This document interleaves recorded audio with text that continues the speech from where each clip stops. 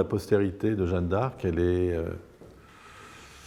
je pense que c'est le mystère de la vocation de Jeanne d'Arc, le mystère de sa vie, de cette jeune femme illettrée qui connaît un destin absolument incroyable, qui ont fait naturellement une héroïne, de cinéma donc, mais c'était une héroïne de littérature, de peinture. Non, c'est un personnage extraordinaire, tout simplement.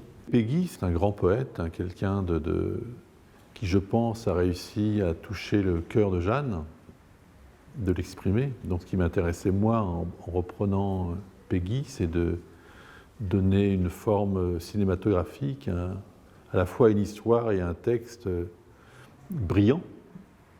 Et la musique permettait de le rendre peut-être plus accessible.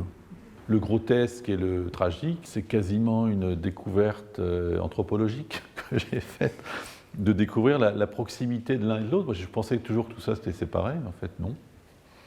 Et donc ça m'intéresse d'explorer justement cette proximité dans nos vies, comment les contraires se côtoient en fait. En fait, on n'est pas du tout séparés, divisés, les bons, les méchants, enfin toutes ces histoires-là, ça ne tient pas tellement la route. Et que le mystère humain, c'est justement cette proximité entre le bien, le mal, le grand, le petit, et que c'est ça qu'il faut sonder, et que le cinéma peut sonder, et ça reste un mystère en fait.